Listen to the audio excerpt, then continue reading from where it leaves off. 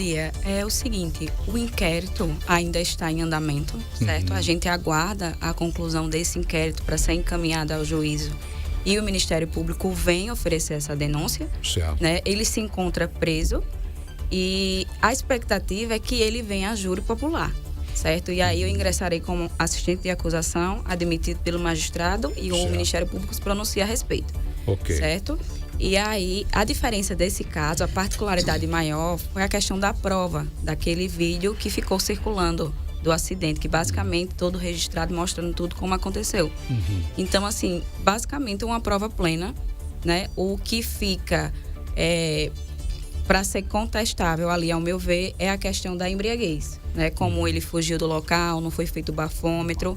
A gente aguarda o laudo da perícia para que foi colhida as latas de cerveja, latas de energético do carro, para que seja feita essa constatação de álcool, junto com o DNA dele.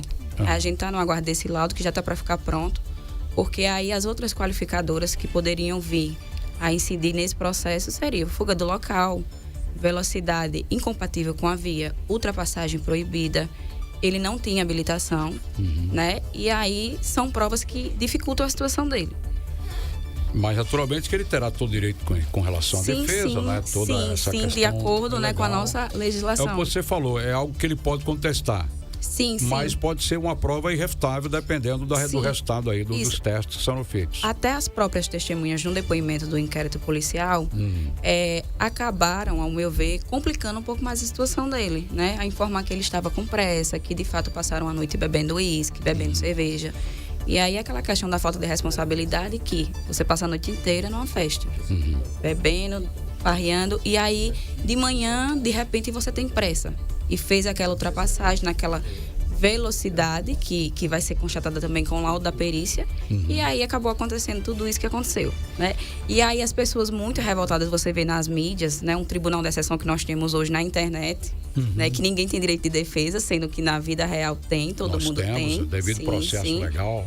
E as pessoas não entendem. Então, assim, a minha atuação também nesse caso é esclarecer como funciona isso na prática perante o judiciário, né? Para as pessoas entenderem que não é só assim, tá preso e amanhã tá solto. Até algumas pessoas, muita gente chegou no meu Instagram para perguntar questão de fiança. É certo que nesse caso, porque assim, lá em Feira Grande normalmente acontece muito acidente naquela via. Naquele trecho. Sim, muitos mesmo. Sempre. E aí o que é que acontece? As pessoas normalmente ficam acidente veículo automotor, o pouso responde pelo CTB, uma pena mais branda. Só que nesse caso eu acredito em dolo eventual para que ele vá para júri popular. Muito bem, Clevane Henrique, 8h21. Doutora, bom dia.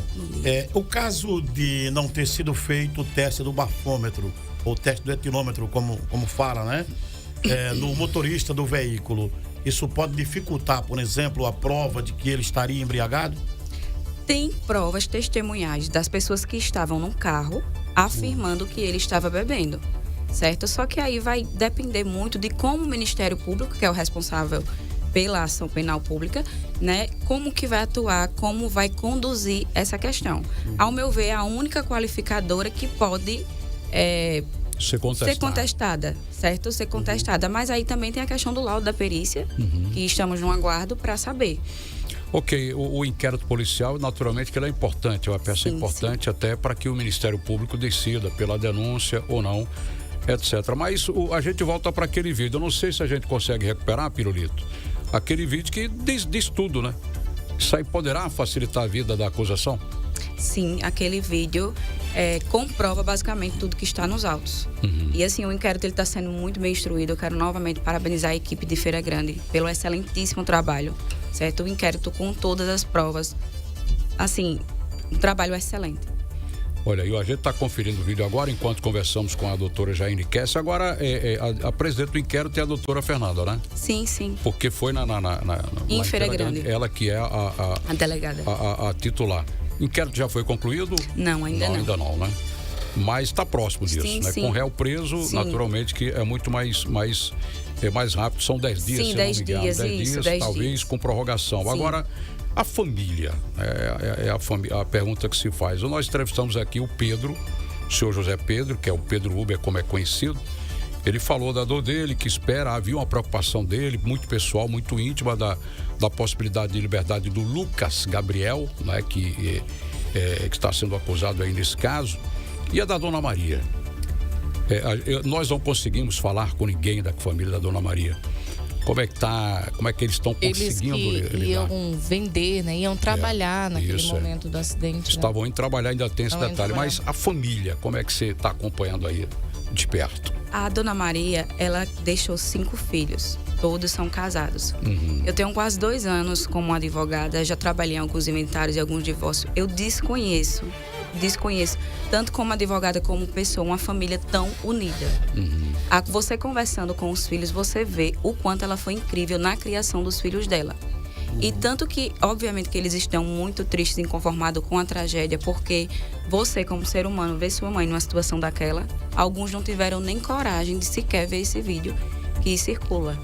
E aí, conversando com eles, aquela tristeza que é impossível não se comover.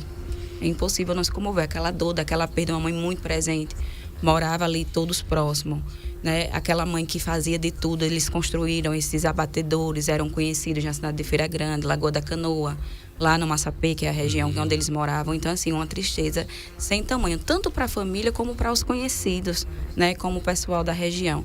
E, particularmente, a dor da mãe do Wesley, né? A gente sabe que um filho perder uma mãe não é como uma mãe perder o filho.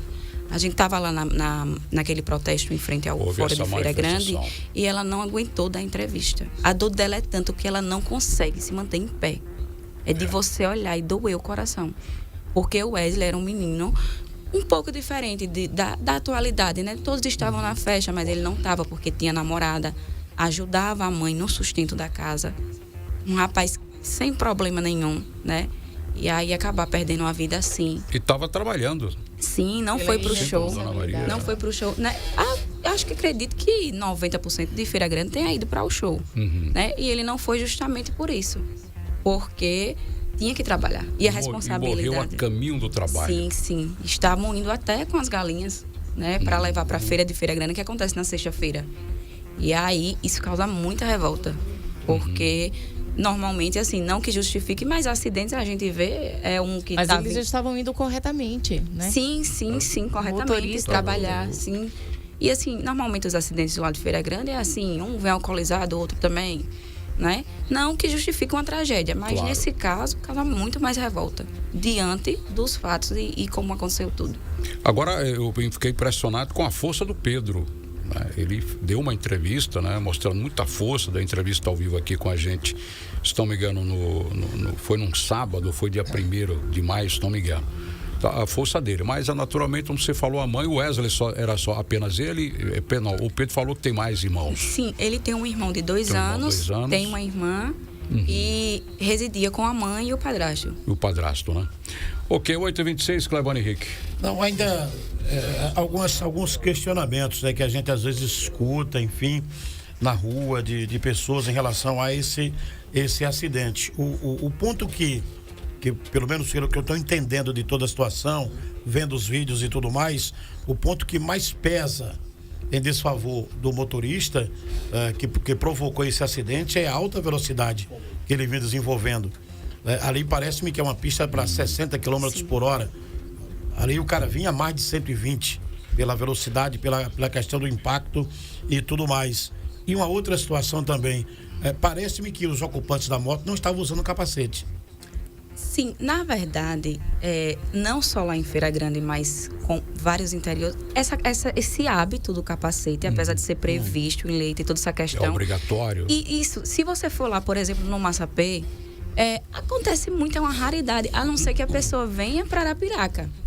Entendeu? Parece que já é aquela cultura do pessoal não usar. Mas mesmo com capacete, eu acredito que pelo impacto da batida, eles não sobreviveriam. Que foi algo que a perícia esclareceu. Isso, nós temos essa perícia aí, por favor, se puder recuperar aí o Edson Júnior, né? Mas tudo bem, a gente vai tentar aí.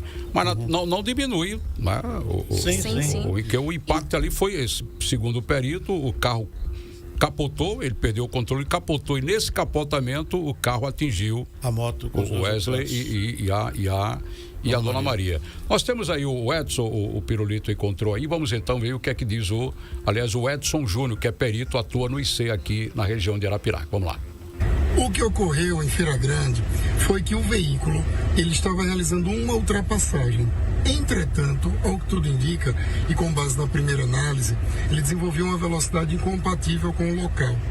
Isso levou a um impacto desse veículo contra o meio-fio da contramão, que produziu então a perda de controle e o capotamento.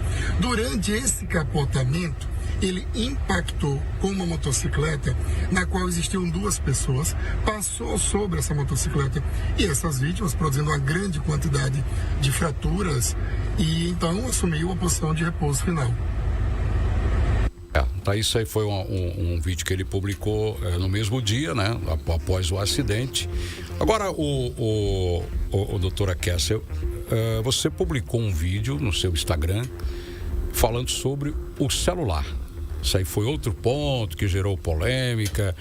Nós também fomos levados ao erro aqui, porque anunciamos que o celular dela tinha sido devolvido. A família publicou, inclusive, uma nota fazendo um apelo, mas não foi devolvido não, né? Não foi, né? O veículo de informação que postou primeiro faltou com a verdade, porque assim, no próprio vídeo, um rapaz pega a capa do celular. Tem uma imagem dele com Sim. E mas aí, ali é a capa, né? Isso, e aí você analisa rápido, realmente você pensa que é o celular, mas não foi. E inclusive o rapaz já foi esclarecer na Polícia Civil a questão do celular, mas esse celular não foi encontrado, certo? Agora está a cargo da polícia tentar localizar, pela questão de fotos, de aplicativos, de memória, né? Isso. Mas não foi. Pra família. Sim, não foi localizado. E aí foi algo que eu obtive lá a informação na Polícia Civil, que celulares de acidente quase todos são furtados, né? Não tem, porque assim, os destroços do acidente ainda estão lá e próximo, tem uma lagoa, né? Aí estava na possibilidade de estar lá jogado, mas aí a Polícia Civil disse que é de praxe as pessoas furtarem mesmo. Infelizmente, né? Apesar de hoje estar mais fácil encontrar celular, né? Hoje os equipamentos estão aí para isso. Eu estou satisfeito com minhas perguntas, Ariana, mais alguma coisa? Está tudo bem esclarecido. O Clevânio, mais algum questionamento? A partir de se o ouvinte tiver também alguma pergunta, também. Naturalmente. A partir de agora, claro que aguarda-se a conclusão do inquérito para poder esse processo ter continuidade. Tinha uma audiência de custódia com ele, houve essa audiência de custódia? Ocorreu a audiência de custódia? Basicamente, via de regra, a audiência de custódia ela tem que acontecer até 24 horas, né? E aí é válida para todo tipo de prisão. Eu não vi nada a respeito da audiência, tá? Porque ainda eu não estou habilitada como assistente de acusação, somente quando for oferecida a denúncia. Mas eu deixei que algumas coisas que as pessoas não sabem, assim, que não é do ramo do direito. Essa questão de acha que só é solto confiança. E aí começa, né? Os comentários, é só pagar que sai. Sendo que homicídio não cabe fiança, porque a pena é de 6 a 20, né? Fiança é só até 4 anos. E aí eu deixei a família ciente e esclareci nas minhas redes sociais a possibilidade, sim, dessa prisão ser revogada, de um habeas corpus, né? Mas por uma decisão do juiz, nada a ver com fiança, não é um crime afiançado. Sim, exatamente. Mas existe a possibilidade. E isso causa revolta nas pessoas. O brasileiro, eu sempre falei, é importante até que em algum momento, né, o Estado, o governo, promova a Constituição, volte a falar, né? Isso é princípio, devido processo legal. O rapaz matou a Dona Maria, matou o Wesley, mas ele tem direito de defesa, ampla defesa. Está lá, eu gosto muito de citar a Constituição, artigo 5º, inciso 54. É só ir lá, o brasileiro tem que entender que nós temos um ordenamento jurídico, que é para mim, que é para todo mundo, que é para você que está nos ouvindo aí. Inclusive para esse rapaz que matou a Dona Maria e o Wesley, né? O Lucas Gabriel. Sim. É isso? Enfim, gente, o pessoal tem que buscar a informação para não estar fazendo. Inclusive até alguns comunicadores cometem também esse erro, né? Uma pena. A acusação, no caso de você vai pleitear a questão da condenação dele por homicídio, duplo homicídio? Sim. A gente, na verdade, a expectativa é essa, né? A expectativa é que ele vá a júri popular. E eu acho que a total diferença que faz nesse caso, que diferencia que ele deveria responder via de regra pelo CTB como homicídio culposo no trânsito, é a questão do vídeo e dessas qualificadoras que eu falei. Então é uma situação mais grave. Sim, né? Ao meu ver ali, foi um dolo eventual. Ele assumiu o risco daquele resultado. Entendeu? E aí, no plenário do júri, entrando como assistente de acusação, ajudo na produção de provas, buscando a condenação dele. Ok. Maior de idade, é bom lembrar que ele é maior de idade, inclusive é um pequeno empresário bastante conhecido aqui na Piraca, mas isso aí não importa. O vídeo é muito forte com relação a isso. Bom, o Lucas Gabriel continua preso, não é? Claro que está acompanhando o processo. Alguma coisa a mais para falar sobre o caso? O que é que você gostaria de dizer aí para quem está nos ouvindo e nos assistindo? Bom, eu gostaria de deixar o alerta, né, para as pessoas, porque assim, aconteceu com o Lucas, mas poderia ter acontecido com qualquer pessoa que bebe e não tem essa responsabilidade de voltar dirigindo, né? Ali ele fez a ultrapassagem, mas beber e dirigir poderia acontecer também sem aquela ultrapassagem de repente, né? A família vai viver com essa dor, aprender a viver com essa dor. Não desejo a ninguém. Estou acompanhando de perto todo esse sofrimento, certo? E aí fica esse alerta, né? Algumas pessoas, inclusive, quando saiu a notícia, começou a culpar a prefeitura por não ter lei seca, por não ter fiscalização, mas aí cada um tem que ter sua responsabilidade. Né? Inclusive a gente fez questionamento, né? Sem colocar culpa naturalmente. Fez esse questionamento da ausência da lei seca em qualquer situação, nessa e em outras, não é? E eu até questionei, eu acho que está na hora das prefeituras entenderem que eventos até altas horas, até porque depois ia ter uma feira livre, né? No mesmo dia da feira livre, o show terminou quase em cima do horário da feira. A maioria das emancipações acontece durante a semana, exatamente, foi colocado. Enfim, eles fazem no dia porque o cachê é mais barato e tal, etc. Mas não vejo relação, naturalmente, né? Bom, eu quero desejar boa sorte à advogada Jaine Kessia, Feira Grandense, moradora lá de Feira Grande. Falamos então aí sobre esse caso, a tragédia da 485 deixou 2 pessoas mortas, a dona Maria Viana e o Wesley Pereira, que tinha apenas 17 anos. Muito obrigado.